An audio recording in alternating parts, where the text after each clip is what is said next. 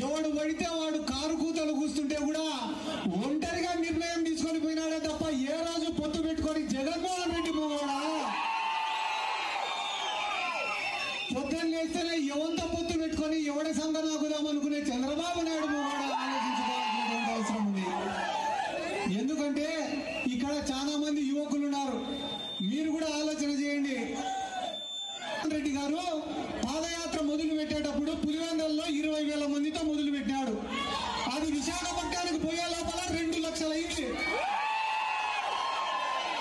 నారా లోకేష్ గారు కుప్పంలో 10,000 మందితో మొదలు పెట్టినాడు పాదయాత్ర. అది విశాఖపట్నానికి పోయే లోపల 1000 మంది అయింది. నేను ఇవన్నీ కూడా మీకు ఎందుకు చెప్తున్నా, ఎందుకు వివరిస్తున్నా, రాష్ట్రం అంతా ఎందుకు పర్యటించి ఈ విషయాలన్నీ చెప్తానా అంటే, తెలుగుదేశం వాళ్ళకి వేరే పని లేదు.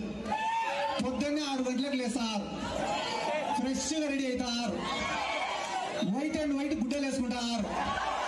ఇంట్లో భార్య పిల్లలందరూ ఏమనుకుంటారు, ఏంద్రా మా వాడు ఈ రేంజ్ లో రెడీ అయినాడు, ఏమన్నా ఉద్యోగానికి పోతాడా లేకుంటే ఏమన్నా వ్యాపారం చేస్తాడా అని అనుకుంటే ఏం చేయడం లేదు. టీ బంకులు కాడ కూర్చొని వైసీపీ రాదు, జగన్ రాదు,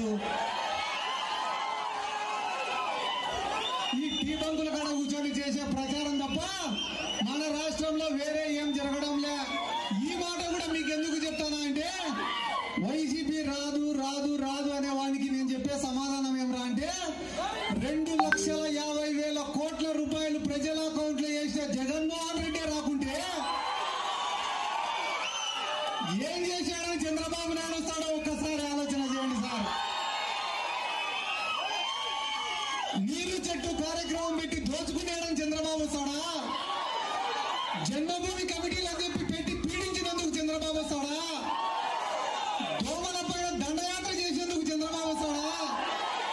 అమరావతి అని పేరు పెట్టి లక్షల కోట్లు దోచుకునేందుకు చంద్రబాబు వస్తాడా? ఎందుకు చంద్రబాబు నువ్వు వచ్చి ఏం చేస్తావు చంద్రబాబు అంటే, నా ఫ్రెండ్